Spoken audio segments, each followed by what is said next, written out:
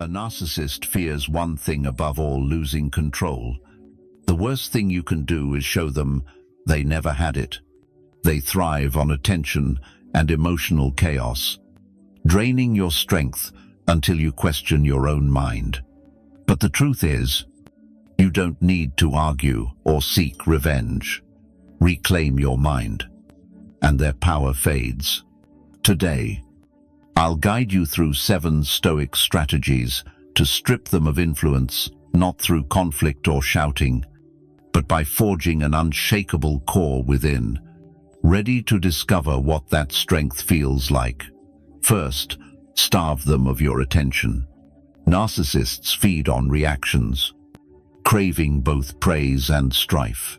The more you engage, the stronger they feel. A Stoic knows that what you ignore loses its grip. I once dealt with a man who thrived on constant drama. Every insult, every jab was bait. When I stopped reacting, his game fell apart. Silence unnerves them more than rage. Marcus Aurelius said, "The lion doesn't lose sleep over the opinions of sheep." Ask yourself, what happens when you stop feeding their need for your attention? Second, build boundaries like iron walls. Narcissists despise limits because they strip away their control. I recall a colleague who crossed every line: late-night calls, last-minute demands.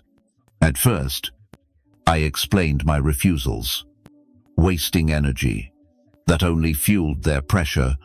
Then I learned to just say no and stand firm. The tension was palpable, but the dynamic shifted. Epictetus taught us that you control your mind, not external events. Boundaries aren't barriers, they're doors you lock by choice. When was the last time you shut a door without apologizing? Third, master Stoic calm. Narcissists feed on your reactions, pushing you to break because fear makes you easier to control. I saw this with a manager who thrived on aggression. One day, I refused his game. He shouted. I stayed composed. I spoke slowly, emotions in check. The shift was instant. He lost momentum because I gave him no foothold. Seneca said, "The wise man is content with his lot." Calm isn't weakness, it's strength in disguise. What would happen if you met their chaos with silence? Fourth, stop justifying yourself. Narcissists want you defensive, forcing you to explain every choice so they can twist your words. I had a friend who questioned my every move. At first, I explained, but it led nowhere. Then I stopped, just said no, and let it stand. Marcus Aurelius advised, "Don't waste time arguing what a good man should be. Be one. Act with quiet certainty, and you slam shut their door of control." Imagine what happens when you stop explaining and let your actions speak. Fifth, succeed in silence. Nothing unsettles a narcissist more than your success beyond their reach. I worked with someone who mocked every small win, so I stopped sharing them. I focused on my work, letting results speak. Over time, they grew restless, with nothing left to attack. Marcus Aurelius wrote, "The best revenge is to be unlike your enemy." Build your life quietly. Let your progress be your response.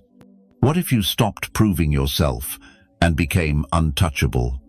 Sixth, show empathy without entanglement. You can understand a narcissist without falling into their trap. I worked with a colleague who lived for conflict. Instead of reacting, I studied their behavior. That taught me more about human nature than any book. Seneca said, "We suffer more in imagination than in reality." When you see them as a lesson, not a threat, their power fades. Can you observe without being drawn in? That's where true freedom begins. Seventh, Walk away and never look back. Sometimes, the only way to win is to leave. I saw a friend trapped in a cycle of manipulation. He kept hoping for change, but it never came. The day he walked away was the day he reclaimed his peace. Marcus Aurelius said, "Your happiness depends on the quality of your thoughts. When you walk away, you choose freedom over control." Imagine a life where you close that door for good. Conclusion: reclaim your power. These 7 ways aren't about revenge, but about rediscovering your freedom. Each step pulls you out of their reach and anchors you in your inner strength.